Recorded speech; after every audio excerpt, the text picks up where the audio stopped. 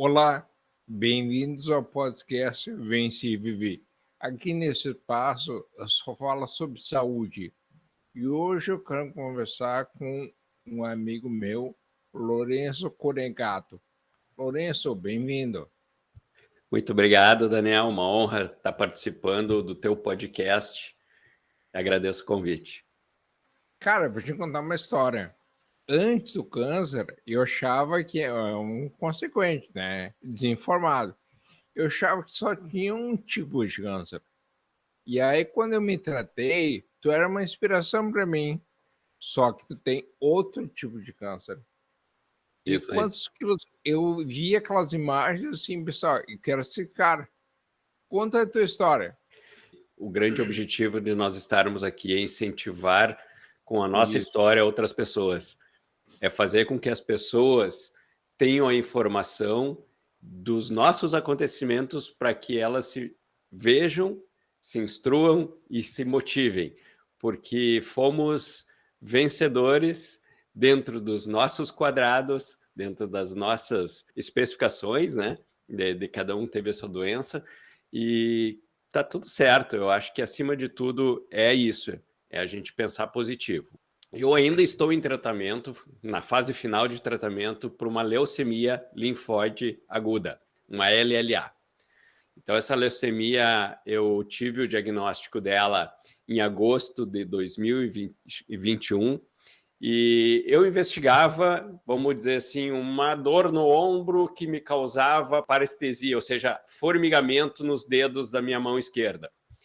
E aí eu fui investigar, fui fazer exames, não tinha mais nenhum sintoma, né, adverso, meus exames laboratoriais perfeitos, as imagens, né, não acusavam. Então eu fiz uma grande quantidade de exames, porque esse momento de causar essa formigamento na mão, né, eu tinha necessidade de fazer uma investigação um pouco mais profunda, porque envolveria provavelmente nervos, né, porque formigamento deve ser a pressão de algum tipo de nervo que esteja ocorrendo.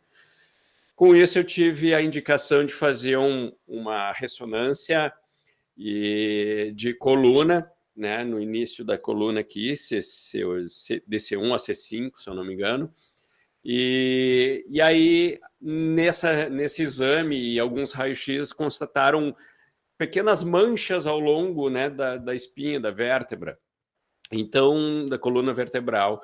Então, daí foi pedido para que eu ampliasse minha gama de exames e constatou também em toda a minha coluna vertebral essas pequenas manchas, esses pequenos, vamos dizer, riscados, né, dentro do osso, assim, que não era considerado nada normal. Meus exames andaram por tudo que é canto, não tinha nenhuma evidência específica de nada, assim, não foi diagnosticado por esses achados. Então, o que aconteceu? Eu fiz o PET scan, fiz diversas investigações, fiz a biópsia de medula óssea e não acusava efetivamente nada. Aí me foi sugerido pelo meu médico, então médico, Dr. Flávio Beno Fernandes, do Hospital Moinhos de Vento, que ele sugeriu a gente fazer uma biópsia coxofemoral. É específica porque na minha bacia também, com exames, né, que eu acabei fazendo de raio-x, ressonância, apareceram também essas manchas na bacia. E por uma lesão possível ou que tivesse alguma coisa causando ali dentro, a bacia é o melhor, ou o fêmur é o melhor local do que a coluna para fazer uma biópsia, né? E aí foi sugerido esse exame.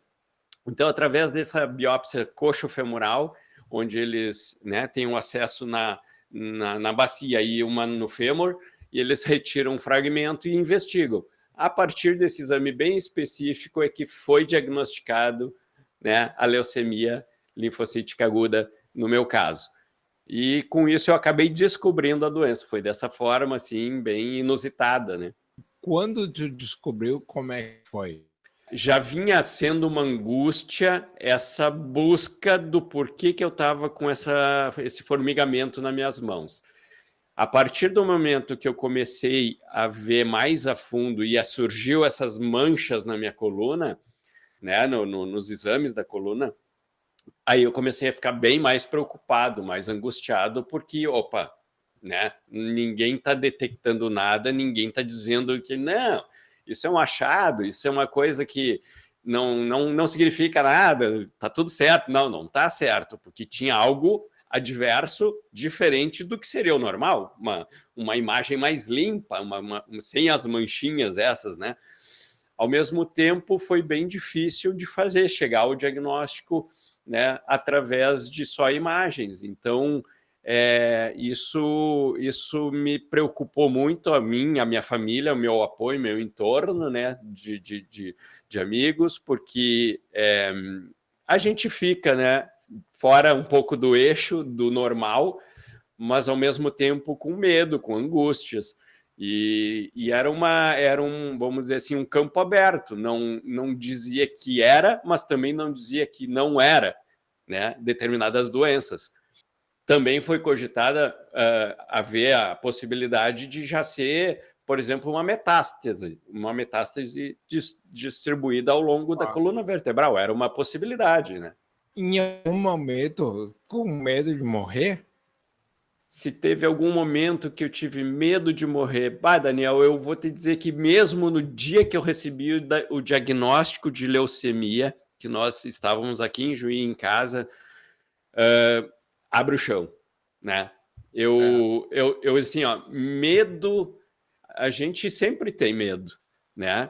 Mas ao mesmo tempo, abre aquele chão, a gente fica desamparado momentaneamente, fica congelado, mas ao mesmo tempo tu traz aquilo, né, de uma força, de uma forma de força muito grande. Com certeza eu fiquei com medo do que estaria por vir, né? E temos uma jornada, né, que eu não conhecia, mas esse dado eu não sei se tu já sabias, mas a minha esposa, a dona Sheila Aikoff, aqui de Juí, ela é médica hematologista. Então, assim... Mas a maioria dos homens abandona as mulheres quando elas descobrem que tem câncer de mama. É isso? Espetacular essa informação, porque isso é o que não deve acontecer, porque a gente tem que ter um maior apoio de todo mundo, né? Principalmente nesse momento. Eu sempre digo que rede de apoio foi fundamental para mim. Para todos nós, porque se não são os membros da nossa família, as pessoas que nós mais amamos nesse mundo, não tem como nós nos sustentarmos. Eu vou te dizer um dado bem importante, né? Porque eu dizia assim, como a minha esposa é hematologista, ela já saberia o provável caminho que tomaria todo o meu tratamento, certo? Eu cheguei no dia que eu recebi o diagnóstico, eu disse para ela, eu chamo ela de Anja, porque ela é uma anja na minha vida. Então, o que eu digo? Eu disse, Anja, tu tens que literalmente estar comigo nessa jornada e eu vou te provar que eu não sou igual aos teus pacientes. Eu preciso que, quando eu estiver em cima, tu esteja comigo, né, junto comigo, e quando eu estiver por baixo, triste, deprimido, ruim, impreterivelmente você tem que estar por cima para me puxar junto. Então, assim, isso eu falei no dia que eu recebi o diagnóstico. E eu disse para ela, olha, vamos encarar, eu estou aqui, que bom, entre aspas, né, que foi comigo e não foi com a nossa filha e não foi com ela, entende? Eu fico muito grato por isso, porque talvez eu tivesse, a gente não tem como comparar, mas esse potencial que me trouxe toda essa força, não sei se eu teria suporte suficiente se fosse com a minha filha, com a minha esposa, mas eu bati no peito e disse assim, eu vou encarar, eu vou suportar, e com a família e com vocês junto comigo, nós vamos passar por essa. Então, isso foi uma grande motivação. Claro que o medo, conforme você perguntou, o medo sempre existiu, né? Qual foi o momento mais difícil para ti? Meu, por exemplo, foi quimioterapia, que me tirou a capacidade vocal. Sim, E é sim. o meu instrumento de trabalho, né? Mas tô aqui fazendo fone e tal. E Perfeito. eu deu. Assim que nós internamos, né? E aí, naquele momento em que nós tivemos o diagnóstico, você também passou por esse mesmo período, esse mesmo momento, que era ali 2021. No meu caso, o diagnóstico foi em agosto de 21, e eu internei logo em seguida, foi dia 24 de agosto, que foi a data da minha internação. E aí, o que aconteceu? Fiquei lá uns dias fazendo aqueles exames de rotina e tudo certo. Quando foi que começou o tratamento efetivamente, primeiro ciclo de químio, o protocolo determinado, toda aquela, né, a questão já tratada com o Dr. Flávio, então aí se deu o início de todo, né, procedimento do tratamento. Aí fiz a primeira dose de quimioterapia, primeiro ciclo. Gente do céu, o primeiro ciclo fez com que baixasse muito a minha imunidade. Como você fala tão bem nas explicações, a gente não, a quimioterapia não seleciona só as células ruins para matar, ela seleciona todas as células, ela zera a nossa medula. Então a medula é a fábrica do sangue. Então a medula, recebendo essa carga de quimioterápico, dessa carga de remédio, para fazer o quê? O remédio vai dizer para a medula, olha, vamos parar de fabricar os componentes do sangue e vamos zerar para que ver, vamos restartar, vamos fazer um upgrade aí para ver se tu só produz células boas. E nesse sentido, mata tudo, né? A quimioterapia destrói células boas, células ruins e faz a nossa imunidade cair. Com isso, Daniel, o meu corpo estando indefeso, né? Eu não tinha praticamente imunidade nenhuma. As bactérias do meu intestino causaram um ataque, vamos dizer assim, uma agressão para o meu corpo e eu não tinha defesa. E o que aconteceu? Eu tive um choque séptico. E isso me levou imediatamente à UTI, que eu apaguei, né? E me levou para a UTI.